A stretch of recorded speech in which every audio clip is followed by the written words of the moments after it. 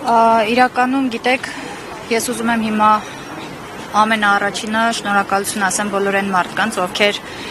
աջակցել են պարոն Ծառուկյանին։ Իհարկե պարոն Ծառուկյանը այսօր եւ ոչ միայն պարոն Ծառուկյանը, նաեւ մենք ամբողջ հանրությունը, ամբողջ Հայաստանը, հայ մարդը թիրախում է, որովհետեւ առերեսվում է անբացատրելի անարդարության հետ, ու ես ուզում եմ շնորհակալություն ասեմ բոլոր այն մարդկանց, ովքեր անտարբեր չեղան, ովքեր թե իրենց գրառումներով, թե նամակներով, զանգերով, լայվերով մեր կողքին եղան, իսկ բոլոր նրանք, ովքեր, չգիտեմ, վախից կամ իրենց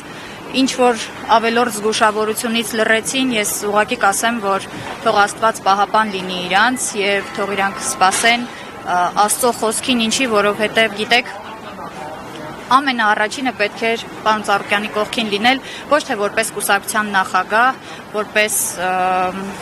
ՀԱՕԿ նախագահ, այլ որպես մարդ, ով տարիներ շարունակ ամեն հնարավորն ու անհնարը արել է մեր երկրի համար, թե մեր երկրում, թե մեր երկրի սահմաններից դուրս։ Ես ուզում եմ, որ Աստված օգնական լինի այդ մարդկանց ու չարությունը մարդկանց մեջից դուրս գա։ Պարոն Ծառուկյանը միանշանակ մենք եւս